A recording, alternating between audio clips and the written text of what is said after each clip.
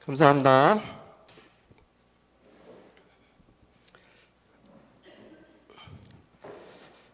네, 어, 제가 감리교랑 저희 단체 활동을 감리교 충신교회 서초동에 있는 교회에서 많이 지원해 주시고 또 국제적인 난민 이슈들이 있을 때 감리교에서 제일 화끈하게 이렇게 지원을 하시고 선한목자교회 이런 교회들 보면은 그냥 이슈가 있으면 아주 그냥 화끈하더라고요. 그리고 뭐 난민에 대해서 이런 필요가 있습니다. 그러면 뭐 무슨 필요가 있는데 묻지도 않아요. 그냥 그 다음에 후원 모금하고 어디다 쓸 거냐 그런 것도 묻지도 않아요. 그냥 계좌번호만 묻습니다. 그래가지고 확 보내줘 버려. 그래서 이거 뭐 감리교회가 화끈하구나 그런 거 제가 알고 있고. 예? 아니에요? 잘 못 알아. 저는 뭐 목사가 아니고 평신도라서 감리교회 가봤자 표시도 안 나요. 자, 그러면 오늘 난민에 대해서 이렇게 이야기하라고 그 주제를 받았는데 제목이 이 정주 외국인 그리고 가로 열고 난민 선교회와 사역의 실제 이렇게 돼 있어요. 그래서 이 난민의 특징을 이제 감리교에서는 정주 외국인으로 파악을 하는구나 이렇게 제가 생각을 하고 마음의 준비를 하고 왔습니다. 그런데 정주 외국인으로 난민을 이렇게 규정을 하시는 거 뭐 큰 무리 없어요. 그런데 난민의 그 특징은 이 정주 외국인이라고 하는 특징보다 좀 오늘 저랑 같이 난민의 특징에 대해서 조금 더 살펴보고 그다음에 일반 지금 오늘 우리가 이주민 선교 학교니까 이주민 선교의 실제 선교 사역 이거와 혹시 조금 난민 사역이 뭐가 좀 다르냐? 대체적으로는 이주민 사역의 카테고리에 들어가죠. 난민도 이주민이니까. 그리고 이제 정주 외국인입니다. 여기서 이분들은 사는 분들이에요. 돌아갈 수가 없어요. 그래서 우리나라에서 비교적 장기로 이렇게 살게 됩니다. 그러니까 정주 외국인도 맞아요. 그런데 이주민 사역 일반에 비해서 난민 사역은 어떤 그 의미가 있는지 요거 좀 알아야 난민 사역을 할 때 다른 이주민 사역하고 조금 다른 특성을 그 각자 필드에서 적용해 가지고 할 수 있을 거라고 보고 혹시 뭐 난민 사역의 독특한 어떤 특성이나 하나님의 그 부르심이 있다면 그 부분이 어떤 부분인가 이런 걸 만약에 안다면 난민 사역에 대해서 하나님의 부르심이 있다고 할 때 하나님의 그 부르심에 대해서 그 의미를 알면 조금 더 재밌을 것 같아요. 내가 하나님께서 이렇게 난민 사역으로 부르셨구나라고 할 때 그 부르심의 의미를 잘 안다면 재밌을 것 같아요. 그리고 난민 사역이 또 하다 보면 어떤 사역이나 마찬가지지만 하다 보면 벽에 부닥치는 경우가 많습니다. 한계에. 그랬을 때 난민 사역은 이렇구나라고 하는 특성을 어차피 원래부터 알았으면 인내하고 돌파할 수 있고 또 하나님께서 난민 사역을 향해서 부르신 부르심의 독특한 의미에 대해서 만약에 안다면 또 그 소명으로 돌파할 수 있을 거라고 생각이 됩니다. 그래서 일반 그 이주민 사역으로서의 특성, 사역의 어떤 여러 가지 모습들 이런 거에 대해서는 우리가 이미 많이 이야기를 하셨고 또 사례도 들으셨고 또 우리가 막상 뭐 만약에 사례를 몰랐다 하더라도 만약에 그냥 이주민 사역 하다 보면 어차피 알게 돼 있어요. 부딪혀서 어차피 하다 보면 그 선교사로서 우리가 선교사로서 어차피 그 하게 돼 있어요.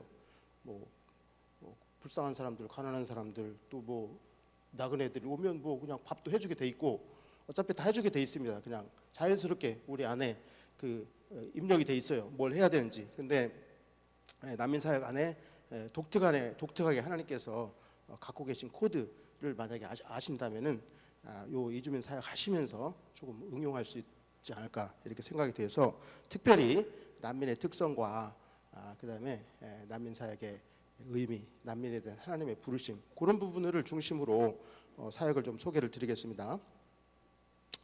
네, 이거 제가 넘겨야 되는 거죠? 흰색.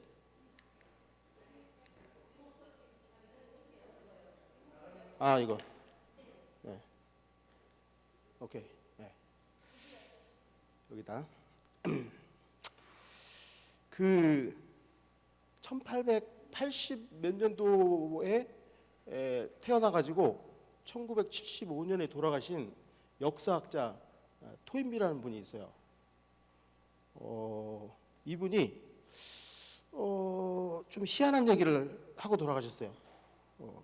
유라시아 대륙의 심장부를 지나는 길의 절반은 시리아의 알레포에서 만나고 나머지 절반은 아프가니스탄의 바그람에서 만난다. 뭐 역사학자답게 뭐 좀 뭔가 좀 있는 듯 없는 듯한 그럴 듯한 말씀을 하셨어요. 요 시리아의 알레포하고 아프가니스탄의 바그람 요 이렇게 지나가는 길이 소위 뭐 실크로드 길이라고 볼 수 있을 것 같아요.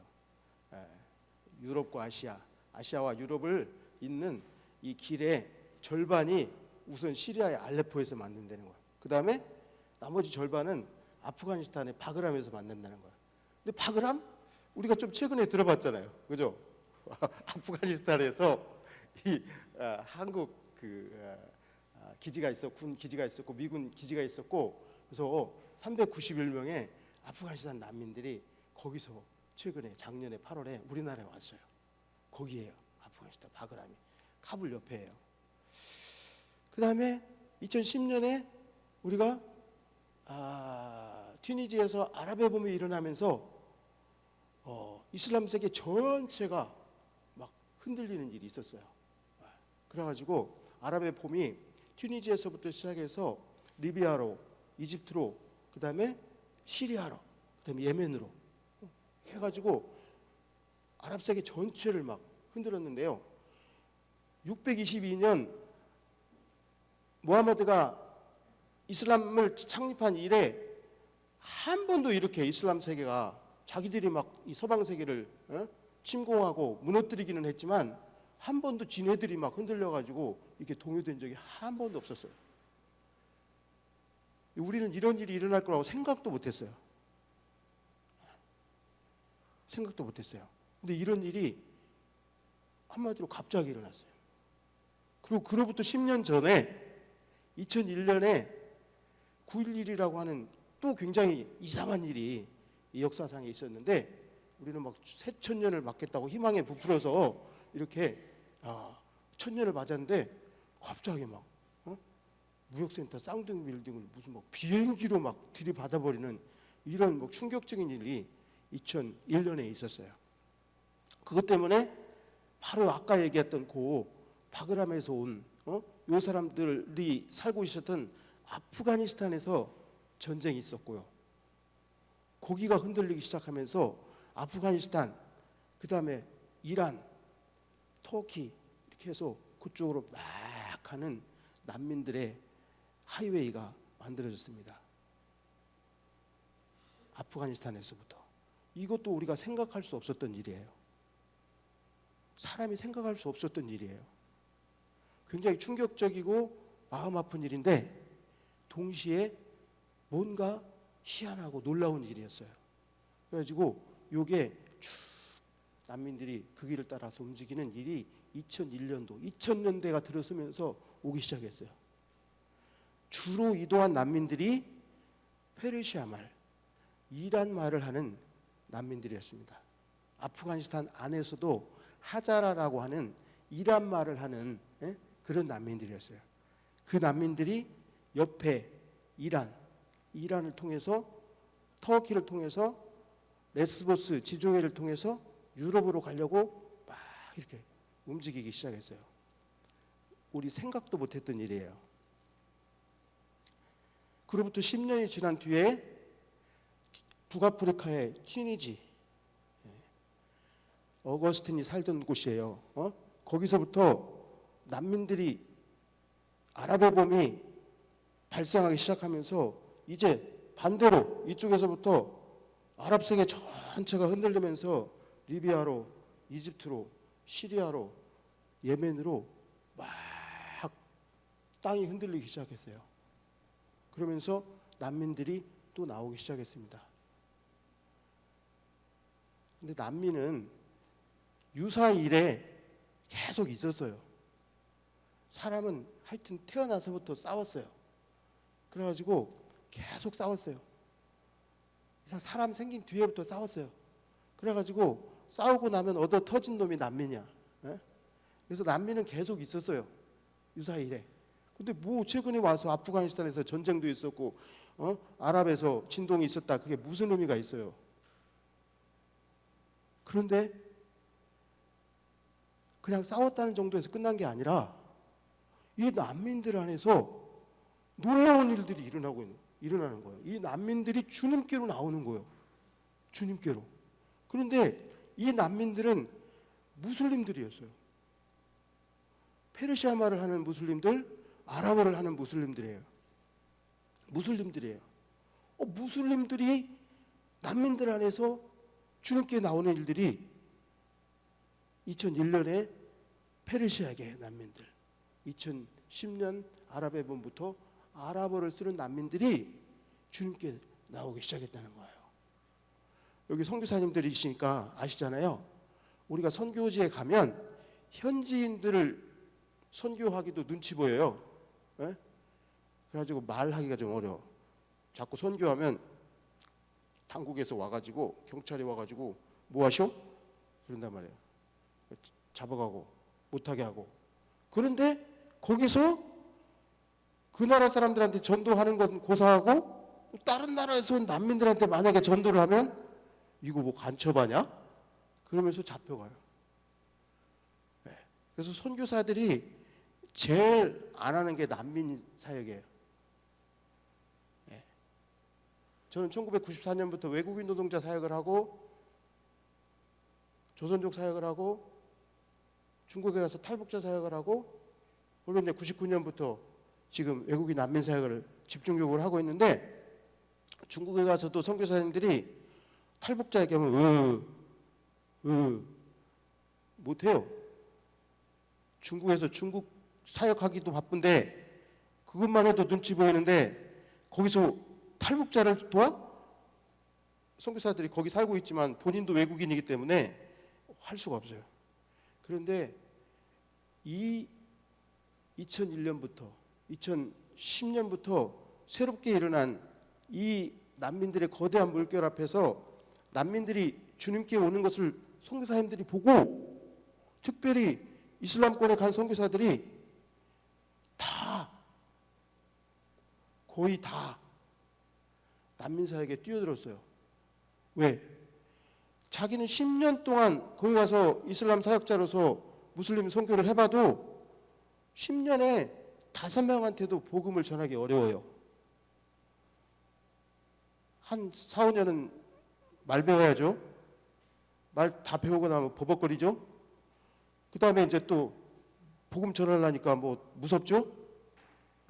괜히 복음 전하다가 쫓겨난 선배들 보면 좀 그렇죠. 그래가지고 10년이 지나도 입을 열어서 복음을 전한 사람이 복음 하여튼 비슷하게라도 전한 사람이 5명도 안 된다. 이 베테랑 무슬림 선교사들도.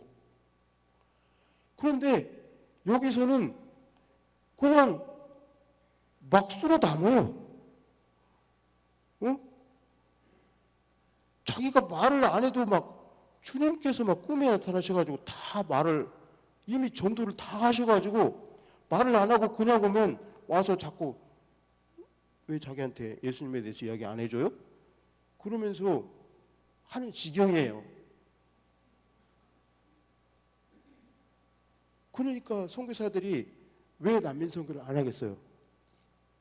그래가지고 2016년 그 무렵부터 유럽에 있는 난민 선교사들이 중동에 있는 난민 선교사들이 대거 난민 사역에 투입이 되고, 그다음에 유럽에 있는 선교사들도 선교지를 재배치를 하고, 그래가지고 유럽과 중동 지역, 아랍권, 페르시아권에 있는 선교사들이 난민 선교에 집중하는 그러한 포럼을 만들고 지금도 그 선교 사역들이 난민 필드 안에서 일어나고 있습니다.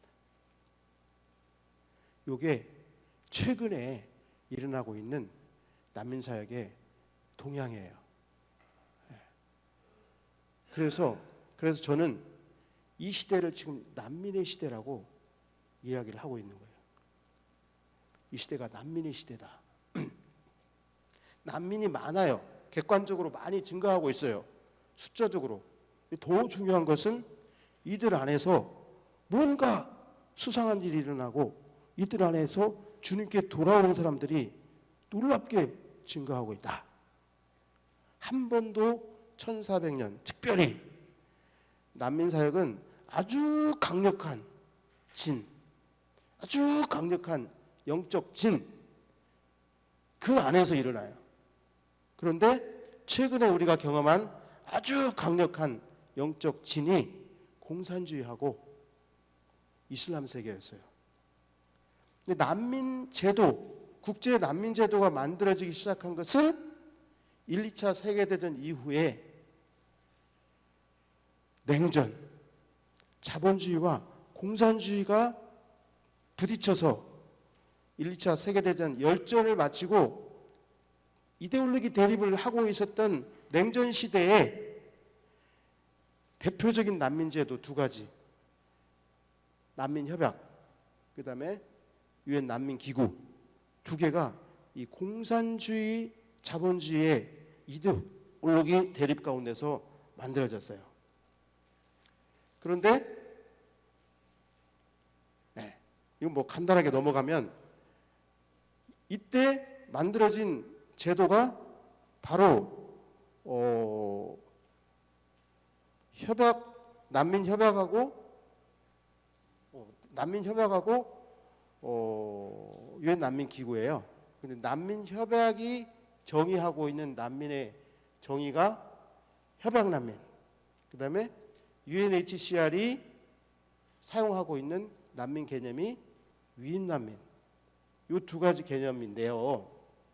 요거는 그냥 나중에 이렇게 교재에서 한번 읽어보세요. 근데 요 난민 정의가 나온 것이 바로 이 자본주의와 공산주의 대립이 시작된 1, 2차 세계대전 이후에 국제 난민 보호 시스템이 만들어진 유엔 난민 협약하고 그 다음에 유엔 난민 기구, 이 두 가지가 만들어낸 난민 정의예요. 자, 그런데 이 정의에서 가지고 있는 대표적인 그 정의가 정치적인 의견이 달라가지고 자기가 살고 있는 나라에서 박해를 받아가지고 거기서 더 이상 살 수 없어서 다른 데로 도망갔다. 이게 이제 난민 개념인데, 요 정치적인 의견 중에 대표적인 것이 공산주의 이데올로기, 자본주의 이데올로기. 요즘도 우리나라에서 대표적으로 서로 싸우는 게, 지금 정치적으로 싸우는 게 진보냐 보수냐 이거잖아요. 그리고 그 밑에 있는 게 뭐예요? 진보, 사회주의적인 어떤 그런 이데올로기에 조금 치우친 사람, 보수, 그러면 자본주의적인 이데올로기에 조금 치우친 사람, 이래가지고 둘 사이에 서로 싸우잖아요. 그죠? 요 이데올로기가 1, 2차 세계대전 이후에 대립하면서 서로 간에 싸워서 자기 진영에 반대, 보수 진영인데 공산주의자가 있다. 그러면 막 박해하고, 공산주의 국가인데 자유주의 사상을 가지고 있다. 그럼 박해하고, 그래가지고 거기서 살지 못해서 다른 나라로 탈출한 사람들이 이제 난민이었던 거예요. 그런데 그 자본주의와 공산주의의 대립이 언제 끝났냐면 1989년 동독이 무너지고 동서독이 통일된 이걸로 이제 공산주의 자본주의 대립은 사실상 끝났어요. 지금 북한이 남아서 우리랑 지금 자꾸 그러고 있지만 이 공산주의 진영 전체가 사실 실질적으로 이 세계사에서 끝난 것은 1989년 동독이 무너지면서 공산주의권은 다 무너졌어요. 사실은 다 무너졌습니다. 그래가지고 요 진영 대립은 1989년에 끝났어요. 근데 이제 남아 있는 영적 그 진영이 이 이슬람 세계란 말이에요. 이슬람 세계. 예? 근데 이슬람 세계가 아까 얘기한 대로 2001년 아프가니스탄 전쟁, 그다음에 2010년 또는 11년 아랍의 봄, 요때에 흔들리면서 이 세계가 안에서 특별한 일들이 일어났단 말이에요. 그게 바로 그 심장이 아프가니스탄의 바그람, 그다음에 시리아의 알레포였던 거예요. 그 두 가지 아프간 페르시아권 세계, 그다음에 아랍권 세계, 그거의 상징적으로 중심이 시리아의 알레포, 그다음에 아프가니스탄의 바그람이었던 거예요. 요 이야기를 토인비가 우리가 지금 성경 말씀 나누기도 바쁜데 토인비 이야기를 이렇게 오래 해서 미안해요. 근데 뒤에 성경 말씀도 있어요. 똑같아요. 그래가지고 요 일들이 지금 최근에 일어난 일들이고 페르시아권에서 아랍권에서 일어난 난민의 동향이에요. 그래서 이 시대를 지금 난민의 시대라고 보는 거예요. 저는.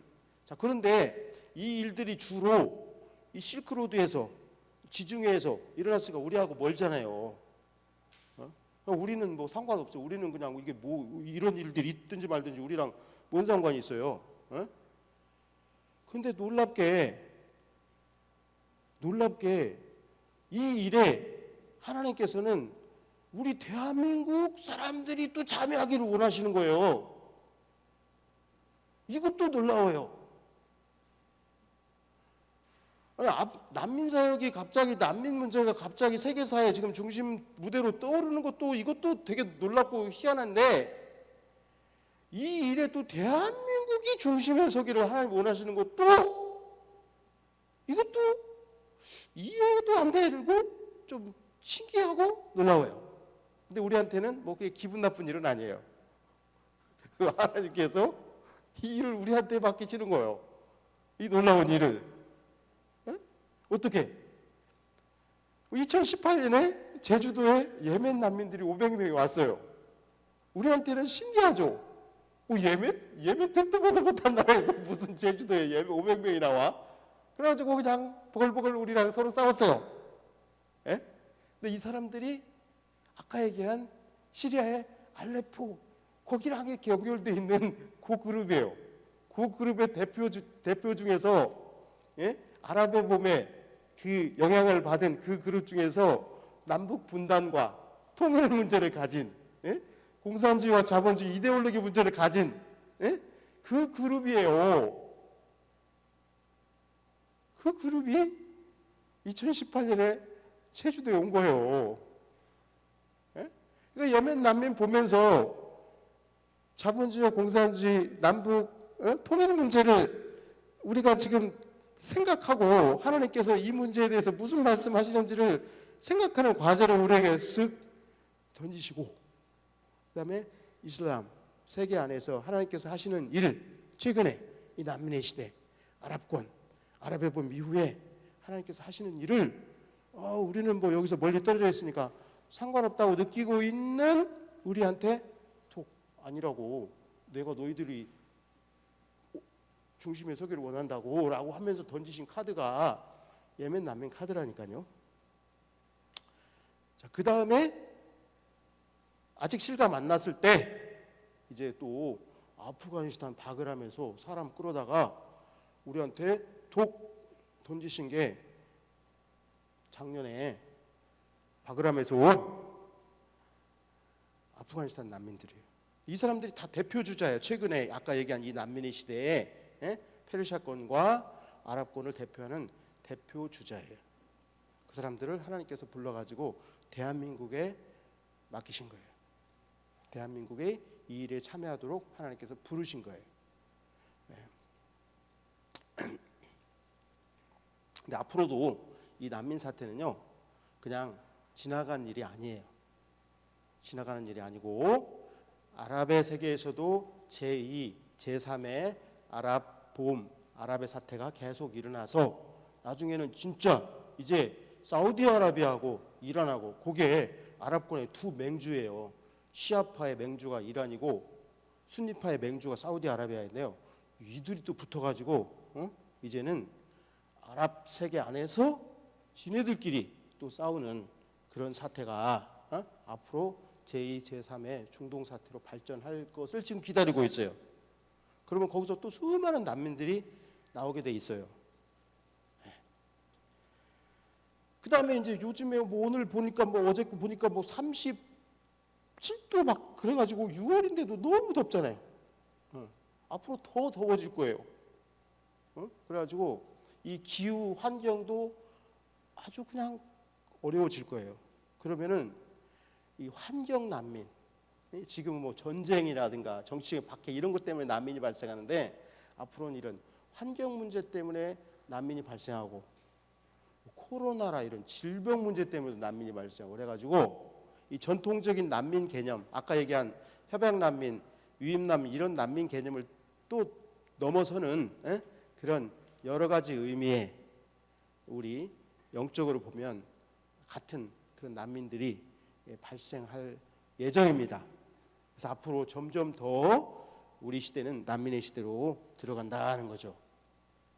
자, 그래서 난민의 개념은요, 그냥 정주 가서 그 나라에서 오래 산다는 데만 그치는 게 아니라 원래 자기는 거기서 떠날 마음이 없었어요.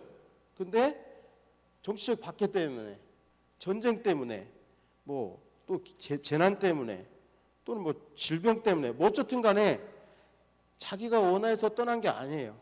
강제적 이주란 말이죠. 비자발적 이주예요.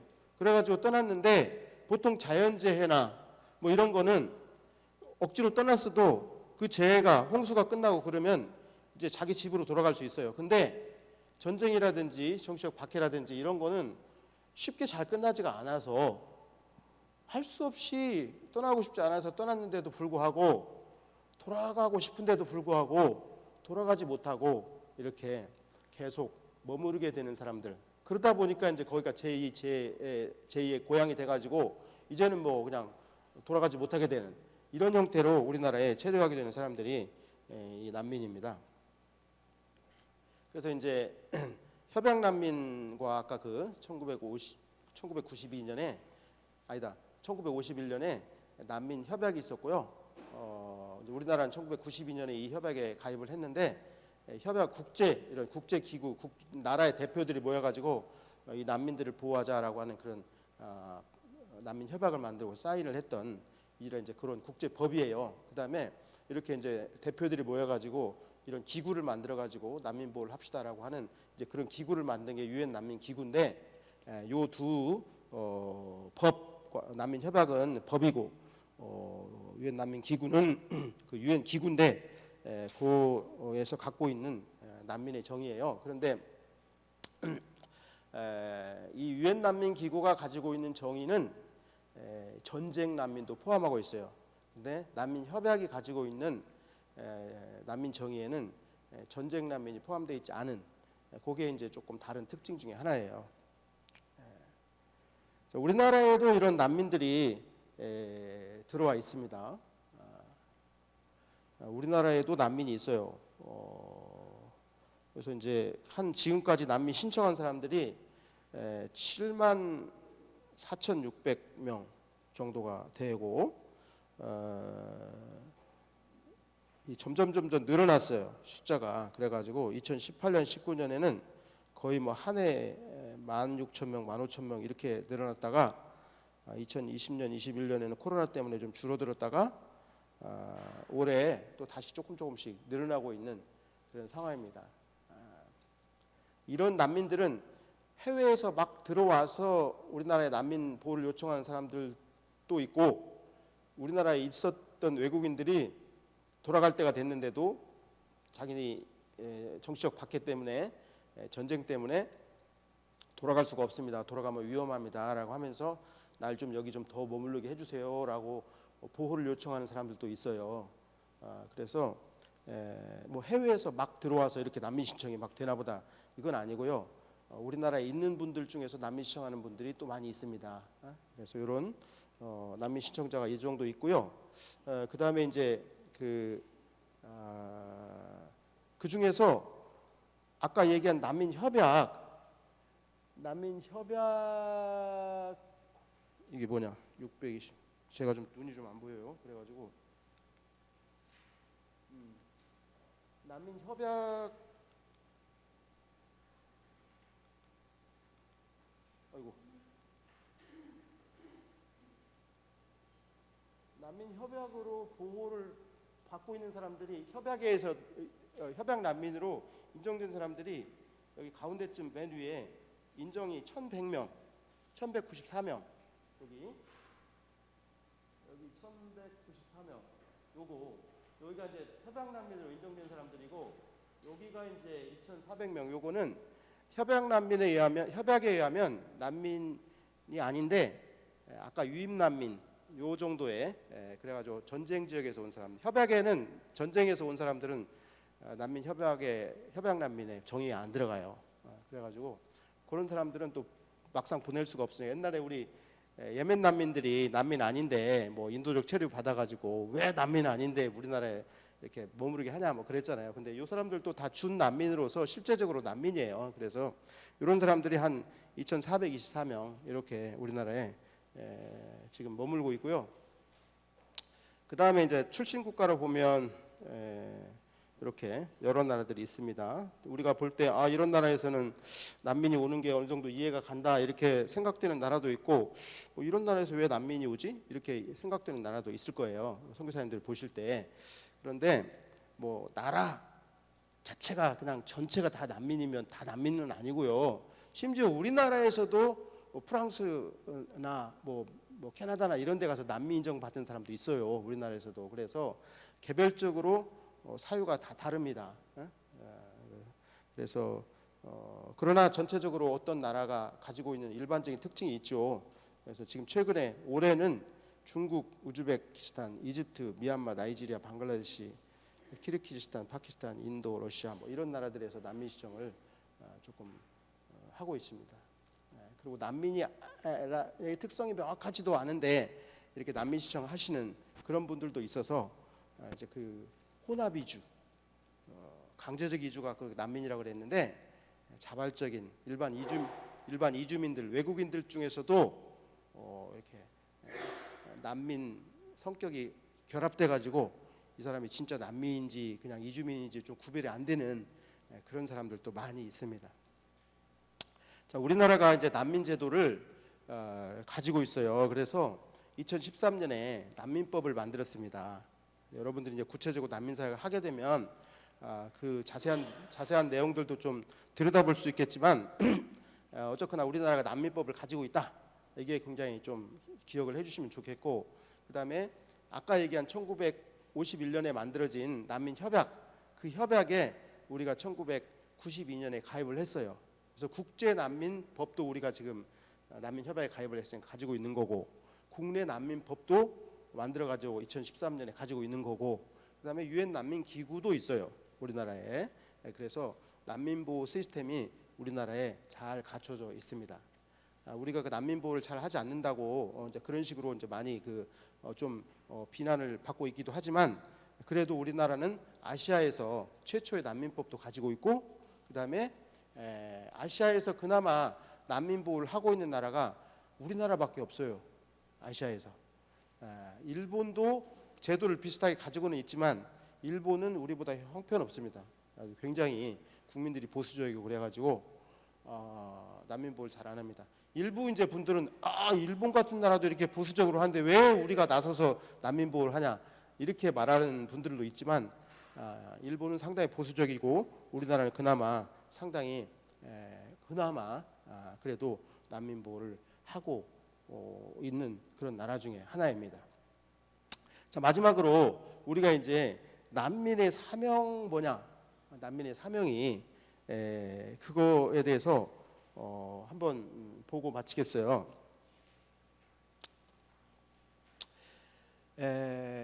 이걸 좀 알아야 난민 사역을 하는데 좀 재미있어요. 난민의 사명을 알아야. 그냥 왜냐하면 난민이 불쌍하니까 도와준다. 그러다가 혹시 예수 믿으면 좋고 이렇게 해서 하다 보면 재미가 없어요. 왜냐하면 난민들은 강제적으로 이주해 온 사람들이에요.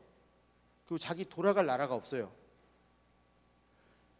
그렇다고 우리나라가 난민을 그렇게 뭐 넉넉하게 잘 보호해 주는 나라가 아니에요. 그리고 처음에 올 때 이 사람들이 전쟁이나 박해 때문에 왔어요. 그러니까 전쟁이나 박해라는 것은 굉장히 충격적인 일이거든요. 그래가지고 충격적인 일을 경험하고 왔기 때문에 한마디로 쉽게 얘기해서 미쳤어요.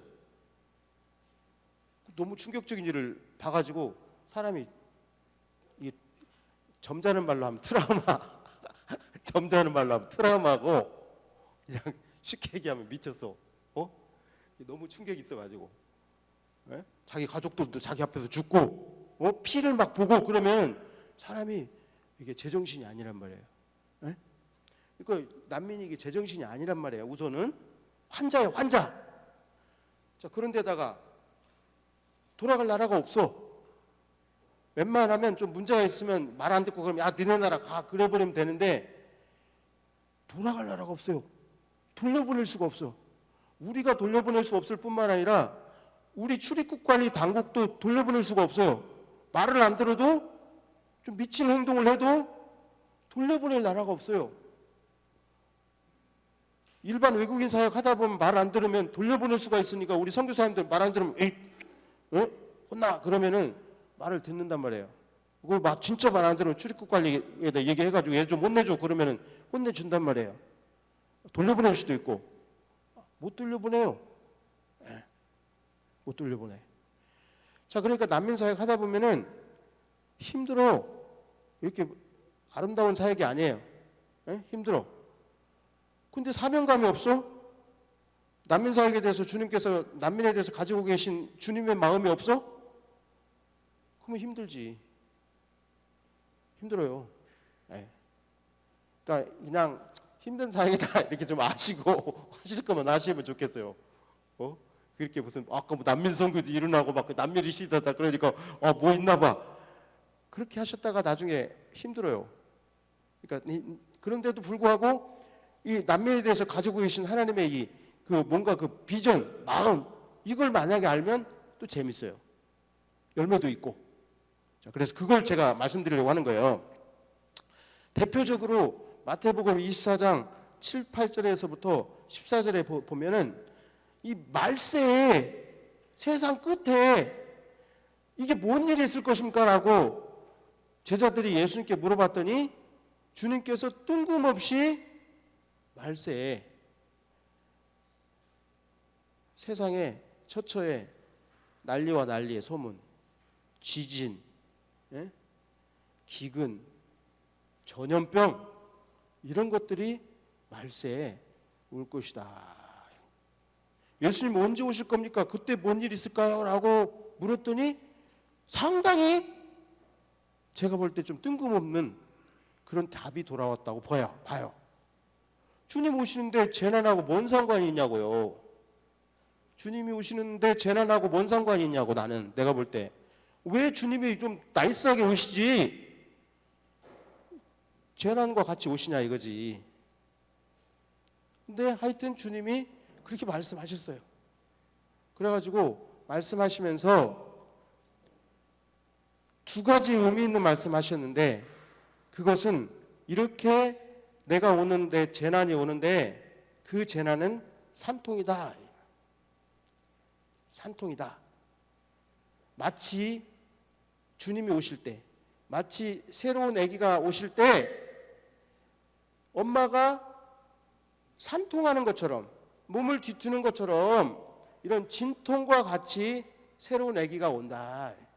새 생명이 온다. 그래서 이 진통은 이 새 생명이 온 세상 땅끝에서까지 다 복음이 전파되어서 거기서 모든 사람들이 주님께 돌아오는 복음의 완성이 되면 끝이고 그때 주님 오신다. 이렇게 말씀하신 거예요. 그래서 이 재난은 산통이다. 왜 이렇게 이 온 세상이 뒤틀리냐? 아기가 나올 때 엄마가 왜 뒤트는지는 모르겠지만 뒤틀리는 그 산통과 함께 아기가 오는 것과 같은 그런 현상이라는 거죠. 그리고 산통이 끝날 때 아기가 나오는 것처럼 이 재난이 다 지나고 나면 보니까 재난 때문에 막 죽는 줄 알았는데 보니까 온 세상 땅끝까지 복음이 증거되고 거기서 수많은 영혼들이 주님께 왔어요. 복음이 온 세상 땅끝까지 갔어요. 이거 위해서 산통이 왔다 말이죠. 요거 주님께서 말씀하신 게 굉장히 저한테 난민사역을 하는데 굉장히 중요한 동기부여를 하고 있어요. 그래서 재난이 지금 온 세상 땅끝에까지 막 오고 있어요 지금. 그런데 이 재난이 그냥 재난만이었으면 제가 이거 재미없다 그랬을 텐데, 아까 서두에 말씀드린 것처럼 이 온 세상에서 땅끝에서 진동하는 그 재난 가운데 수많은 무슬림 영혼들이 주님께 오는 걸 보니까 1400년 동안 이슬람 역사 가운데 한 번도 이런 일이 없었던 그런 일들이 일어나는 거 보니까 과연 땅끝까지 이 복음이 증거되면서 이 난민들 안에서 주님께서 추수하고 계시구나, 이제 곧 주님 오실 것 같다 라고 하는 느낌을 제가 갖는 거예요.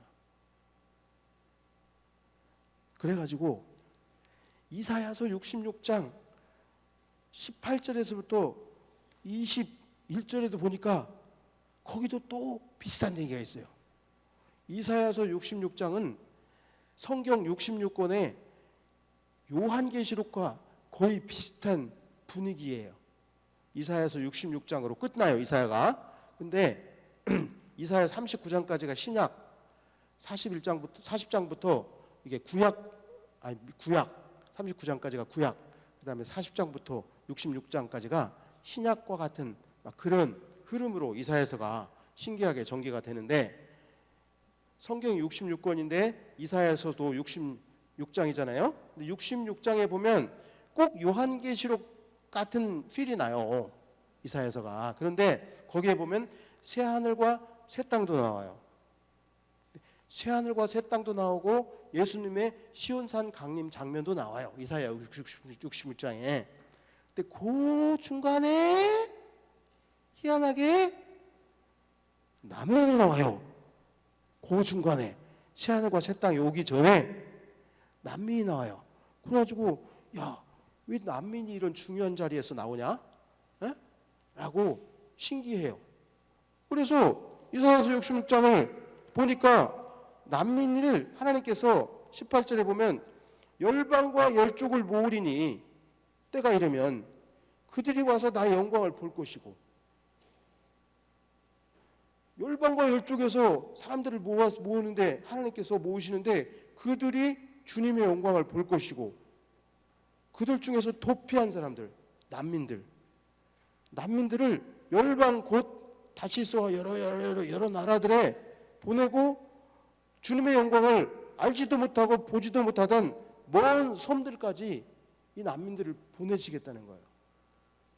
그래가지고 그들이 이스라엘 자손의 예물을 깨끗한 그릇에 담아서 여호와의 집에 향기로운 제물로 가지고 오는 것처럼 그들이 모든 형제를 열방에서 모아서 나의 성산 예루살렘으로 말과 수레와 노새와 약대에 태우다가 여호와께 제물로 드릴 것이고, 내가 그들 중에 택하여 제사장과 레위인을 삼으리라.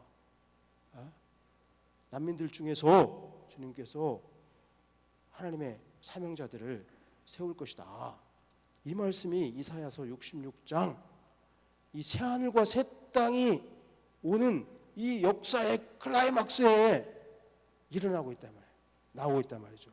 그리고 난민들 안에서 하나님께서 사명자들을 불러서 난민들에게 복음을 전하게 하는 이런 사역이 일어나게 될 것이라고 하였는데, 과연 지금 무슬림들 안에서 하나님께서 사람들을 불러서 꿈과 환상으로 그들을 거듭나게 하시고 그들 가운데서 사도 바울과 같은 그런 놀라운 하나님의 사역자들을 주님께서 부르셔가지고 그들이 다른 사람들에게 복음을 전하는 일들이 지금 일어나고 있다 이 말이죠. 지금. 그래서 우리가 이제 앞으로 열심히 복음을 전해야 되겠지만 하나님께서 더 큰 전략적 목표는 난민들 안에서 하나님의 사람들을 불러가지고 또 다른 난민들에게 복음을 전하시고 역사의 클라이막스를 완성하시는 이 일이 지금 우리 앞에 전개되고 있고 또 앞으로 더 거세게 전개될 것을 우리가 지금 기대하고 있습니다. 네, 이게 지금 난민사역입니다. 그래서 요 정도 제가 이렇게 말씀드릴게요. 시간이 다 됐어요. 그래서 저는 원래 법학을 전공했어요. 이 난민이라는 게 원래 자기가 하고 싶어서 하는 게 아니야. 강제적으로, 비자발적으로. 저도 이게 지금 난민 사역을 제가 하고 싶어서 하는 게 아니고 비자발적으로 오 하다 보니까 어떻게 하다가 이렇게 돼 버렸어요. 네. 그래서 여러분들이 난민 사역을 만약에 하시게 된다면 별로 계획하지 마세요. 어차피 이거 다 비자발적으로 하는 거예요. 그래가지고 뭐 계획해서 할 필요도 없어요. 그냥 비자발적으로 그냥 억지로 하셔도 괜찮아요. 예. 저도 지금 억지로 하고 있어요. 저는 윤석열 대통령 친구예요. 제가 79학번 서울대학교 법과대학. 저도 법조인이 되고 싶었고 대통령이 되고 싶었어요. 근데 어떻게 하다 보니까 지금 난민사역 하고 있어요. 억지로. 근데 너무 영광스러워요. 예? 그래서 뭐 여러분들 계획 가지고 뭐 되는 일이 없어요. 그러니까 그냥 억지로 하셔도 좋고 뭐 계획이 없어도 좋고 하시다 보면 영광스러운 일이 여러분들에게 있을 것입니다. 자, 마치겠습니다.